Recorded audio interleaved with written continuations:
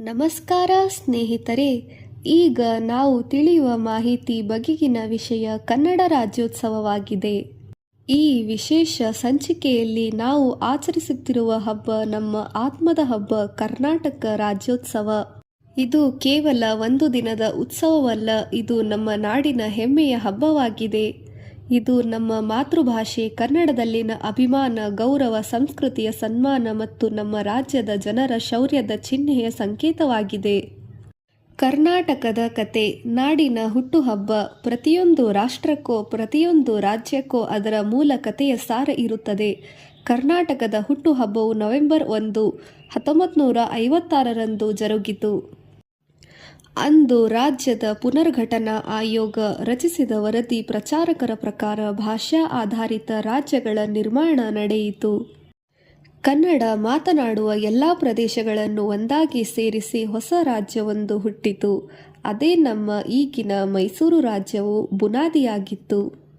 ಆದರೆ 1973ರಲ್ಲಿ ನಮ್ಮ ರಾಜ್ಯದ ಜನತೆ ಮತ್ತು ಸರ್ಕಾರದ ಒತ್ತಾಯದಿಂದ ಈ ರಾಜ್ಯಕ್ಕೆ ಮೈಸೂರು ಎಂಬ ಹೆಸರು ಬಿಟ್ಟು ಕರ್ನಾಟಕ ಎಂಬ ಹೊಸ ನಾಮಕರಣ ನಡೆಯಿತು.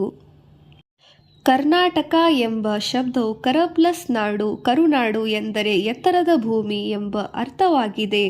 ಕಲೆಯ ನಾಡು, ಕಲೆ, ಸಂಗೀತ, ಸಾಹಿತ್ಯ ಹಾಗೂ ಸಂಸ್ಕೃತಿಯ ನಾಡು, ವೀರ ಧೀರರು ಆಳಿದ ನಾಡು ಎಂಬ ಅರ್ಥ ಇದಾಗಿದೆ. ಸ್ವಾತಂತ್ರ್ಯದ ನಂತರದ ಹೊಸ ಗುರುತು. 1947ರಲ್ಲಿ ಭಾರತ ಸ್ವಾತಂತ್ರ್ಯ ಪಡೆದಾಗ ನಮ್ಮ ನಾಡು ಹಲವು ಪ್ರಾಂತ್ಯಗಳಲ್ಲಿ ವಿಭಜಿತವಾಗಿತ್ತು. ಬಾಂಬೆ ಪ್ರೆಸಿಡೆನ್ಸಿ, ಮದ್ರಾಸ್ ಪ್ರೆಸಿಡೆನ್ಸಿ, ಹೈದರಾಬಾದ್ ನಿಜಾಮರ ರಾಜ್ಯ, ಕೊಚ್ಚಿ, ಮೈಸೂರು ಇತ್ಯಾದಿಗಳಾಗಿದ್ದವು. ಆದರೆ ಎಲ್ಲೆಡೆ ಕನ್ನಡ ಮಾತನಾಡುವವರು ಇದ್ದರು. ಅವರ ಹೃದಯ ಒಂದೇ, ಕನ್ನಡ ಒಂದು. ಅವರು ಕೇಳಿದರು, ನಮ್ಮ ರಾಜ್ಯ ಯಾವುದು? ಈ ಪ್ರಶ್ನೆಗೆ ಉತ್ತರ ಸಿಕ್ಕದ್ದು ನವೆಂಬರ್ 1, 1956ರಂದು. ಹೀಗಾಗಿ ಈ ದಿನವನ್ನು ಕನ್ನಡಿಗರು ರಾಜ್ಯೋತ್ಸವ ದಿನವೆಂದು ಆಚರಿಸುತ್ತಾರೆ. ಕೆಂಪು ಹಳದಿ ಬಣ್ಣದ ಬಾವುಟವನ್ನು ಏರಿಸಿ ವಿಜೃಂಭಣೆಯಿಂದ ಎಲ್ಲ ಕನ್ನಡಿಗರು ಕರ್ನಾಟಕ ರಾಜ್ಯೋತ್ಸವವನ್ನು ಆಚರಿಸುತ್ತಾರೆ. ಭೂಮಿ ಮತ್ತು ಜನರ ಮೌಲ್ಯ. ಕರ್ನಾಟಕದ ಭೂಮಿ ಪವಿತ್ರವಾದದ್ದು. ಇಲ್ಲಿ ಹರಿಯುವ ನದಿಗಳು ಜೀವನದಿ. ಕಾವೇರಿ, ತುಂಗಭದ್ರಾ, ಶರಾವತಿ, ಮಲಪ್ರಭಾ ಮುಂತಾದವು. ಇವು ಕೇವಲ ನೀರಿನ ಹರಿವುಗಳಲ್ಲ, ಜೀವನದ ಆಧಾರ ಕೇಂದ್ರ ಬಿಂದುವಾಗಿದೆ. ಈ ನಾಡು ಬಸವಣ್ಣನ ಕಾಯಕ ತತ್ವವನ್ನು, ಅಕ್ಕಮಹಾದೇವಿಯ ಭಕ್ತಿಯನ್ನು, ವೀರಶೈವ ವೈಷ್ಣವ ಪರಂಪರೆಯನ್ನು ಸಂಗಮಕ್ಕೆ ಸಾಕ್ಷಿಯಾಗಿದೆ. ಕವಿ ಕುವೆಂಪು ಹೇಳಿದಂತೆ, ನಮ್ಮ ನಾಡು ನಮ್ಮ ಧರ್ಮ, ಇಲ್ಲಿ ಮಾನವತೆ ಮತ್ತು ಪ್ರಗತಿ ಎರಡೂ ಒಂದೇ ನದಿ ಎರಡು ತೀರಗಳು ಎಂದು ಹೇಳಿದ್ದಾರೆ. ಸಂಸ್ಕೃತಿ, ಕಲೆ, ಸಾಹಿತ್ಯದ ಚೈತನ್ಯ. ಕರ್ನಾಟಕದ ಕಲೆ ಎನ್ನುವುದು ಅದರ ಆತ್ಮವಾಗಿದೆ. ಯಕ್ಷಗಾನದಿಂದ ನಾಟ್ಯ ಶಾಸ್ತ್ರದವರೆಗೆ, ವಚನ ಸಾಹಿತ್ಯದಿಂದ ನಾದಬ್ರಹ್ಮದ ತನಕ ಇಲ್ಲಿ ಪ್ರತಿಯೊಂದು ರೂಪೋ ಭಾವನೆಗಳ ಮೂಲಕ ತಿಳಿಯುವಂಥ ಭಾಷೆ ನಮ್ಮ ಕನ್ನಡ. ಪುರಂದರದಾಸರ ಸಂಗೀತ, ಕನಕದಾಸರ ಕೀರ್ತನೆಗಳು, ಕುವೆಂಪು, ಭೈರಪ್ಪ, ತೊಗರೆ, ಕನಕದಾಸ, ದ.ರಾ ಬೇಂದ್ರೆ ಎಲ್ಲರೂ ಕನ್ನಡ ಸಂಸ್ಕೃತಿಗೆ ಹೊಸ ಪ್ರಾಣ ತುಂಬಿದವರು. ಕನ್ನಡ ಒಂದು ಭಾಷೆ ಅಲ್ಲ, ಅದು ಒಂದು ಅನುಭವ, ಅಭಿಮಾನ, ಮಾತೃಭಾಷೆಯ ಜನನಿಯಾಗಿದೆ. ಅದರ ಮಾತಿನ ಭಾವ, ಭಾವದ ಬಿಂಬ, ಬಾಳಿನ ರಾಗ ಎಲ್ಲವೂ ಅದ್ಭುತವಾಗಿ ಅಲಂಕೃತವಾಗಿದೆ. ಕರ್ನಾಟಕದ ಧೈರ್ಯ, ಸಾಹಸ, ಯೋಧರ ನಾಡು. ನಮ್ಮ ಇತಿಹಾಸವನ್ನು ನೋಡುವುದಾದರೆ ಹೊಯ್ಸಳ, ಚಾಲುಕ್ಯ, ವಿಜಯನಗರ ಸಾಮ್ರಾಜ್ಯಗಳ ಒಡೆಯರಗಳು ಇವೆಲ್ಲವುಗಳೆಲ್ಲ ಧೈರ್ಯ, ಸಾಹಸ ಹಾಗೂ ಸೌಹಾರ್ದತೆಯ ಆಡಳಿತ ಮತ್ತು ಸಂಸ್ಕೃತಿಯ ಮೌಲ್ಯಗಳನ್ನು ಕೇಂದ್ರವಾಗಿದ್ದವು. ಹಂಪಿಯು ನಮ್ಮ ಹಿರಿಮೆ, ಬೇಲೂರು ಮತ್ತು ಹಳೇಬೀಡಿನ ಶಿಲ್ಪಗಳು ಈ ನಾಡಿನಲ್ಲಿ ಧೈರ್ಯವನ್ನು ಹೇಳುವಾಗ ಮೊದಲಿಗೆ ಕಿತ್ತೂರು ರಾಣಿ ಚೆನ್ನಮ್ಮ, ಸಂಗೊಳ್ಳಿ ರಾಯಣ್ಣ, ಕೆಂಪೇಗೌಡರು ಇವರಿಗೆ ನಮಸ್ಕಾರ ಸಲ್ಲಿಸದೆ ಇರಲು ಆಗದು. ಇಂದಿನ ರಾಜ್ಯೋತ್ಸವ, ಉತ್ಸವದ ಹಬ್ಬ.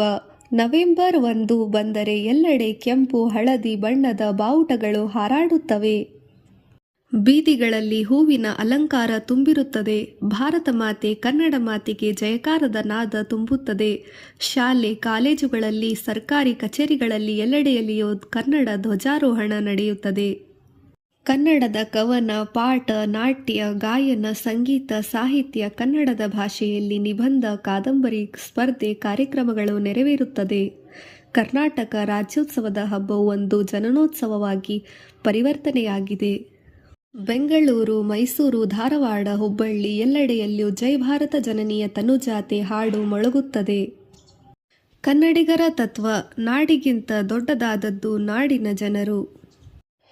ಕನ್ನಡಿಗ ಎನ್ನುವುದು ಕೇವಲ ಜನಾಂಗವಲ್ಲ, ಅದು ಮೌಲ್ಯ, ಆತ್ಮಸಮ್ಮಾನ, ಶ್ರಮ, ಪ್ರಾಮಾಣಿಕತೆ, ಭಕ್ತಿ ಈ ನಾಲ್ಕು ಕನ್ನಡಿಗರ ನಾಣ್ಯದ ನಾಲ್ಕು ಬದಿಗಳು.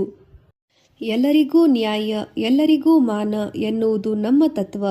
ನಾವು ಎಲ್ಲೆಡೆ ಇದ್ದರೂ ನಮ್ಮ ಹೃದಯ ಯಾವಾಗಲೂ ಹೇಳುತ್ತದೆ, ನಾನು ಕನ್ನಡಿಗ, ನಾನೇ ಕರ್ನಾಟಕದ ಕಣ್ಮಣಿ.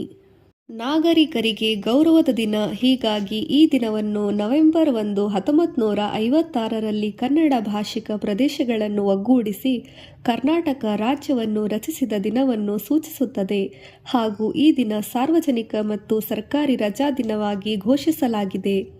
ನಾವೆಲ್ಲ ಕನ್ನಡದ ಬೆಳಕಾಗೋಣ. ಇದೀಗ ನಾವು ನವಕರ್ನಾಟಕದ ಪಥದಲ್ಲಿ ಸಾಗುತ್ತಿದ್ದೇವೆ. ತಂತ್ರಜ್ಞಾನ, ಶಿಕ್ಷಣ, ಕಲೆ, ಸಾಹಿತ್ಯ, ಸಂಸ್ಕೃತಿ, ಉದ್ಯಮ, ವ್ಯವಹಾರದಲ್ಲಿ ಎಲ್ಲ ರೀತಿಯ ಕ್ಷೇತ್ರದಲ್ಲೂ ಮುಂದೆ ಕರ್ನಾಟಕದ ಮುಂದೆ ಇದೆ. ಆದರೆ ಈ ಪ್ರಗತಿಯಲ್ಲಿ ಜೊತೆಗೆ ನಮ್ಮ ಭಾಷೆಯ ಸಂರಕ್ಷಣೆ ಅತ್ಯಗತ್ಯ. ಕುವೆಂಪು ಅವರು ಹೇಳಿದ ಮಾತುಗಳನ್ನು ನೆನಪಿಸಿಕೊಳ್ಳೋಣ. ಕನ್ನಡವು ನಮ್ಮ ಕಣ್ಮಣಿ, ಅದನ್ನು ಕಾಯೋಣ. ನಮ್ಮ ಮನೆಗಳಲ್ಲಿ, ಶಾಲೆಗಳಲ್ಲಿ, ಕೆಲಸದ ಸ್ಥಳಗಳಲ್ಲಿ ಕನ್ನಡ ಮಾತನಾಡೋಣ. ಕನ್ನಡವನ್ನು ಬರೆಯುವುದು, ಕನ್ನಡವನ್ನು ಓದುವುದು, ಕನ್ನಡದ ಹಿರಿಮೆಯನ್ನು ಬೆಳೆಸೋಣ. ಸಾರಾಂಶ: ಇದೀಗ ನಾವು ಸಂಭ್ರಮಿಸುತ್ತಿರುವ ಈ ದಿನ ಅಮೂಲ್ಯವಾಗಿದೆ. ಕೇವಲ ಉತ್ಸವವಲ್ಲ, ಅದು ಕನ್ನಡಿಗರ ಆತ್ಮದ ಘೋಷಣೆಯಾಗಿದೆ. ನಮ್ಮ ನಾಡು ಸುಧಾರಿಸಲಿ, ನಮ್ಮ ಜನ ಪ್ರಗತಿ ಪಡೆಯಲಿ, ನಮ್ಮ ಭಾಷೆ ಬೆಳೆಯಲಿ, ನಮ್ಮ ನಾಡು ನಿತ್ಯವೂ ಜಯಿಸಲಿ. ಜೈ ಕರ್ನಾಟಕ. ಸಿರಿಗನ್ನಡಂ ಗೆಲ್ಗೆ, ಸಿರಿಗನ್ನಡಂ ಬಾಳ್ಗೆ. ಧನ್ಯವಾದಗಳು.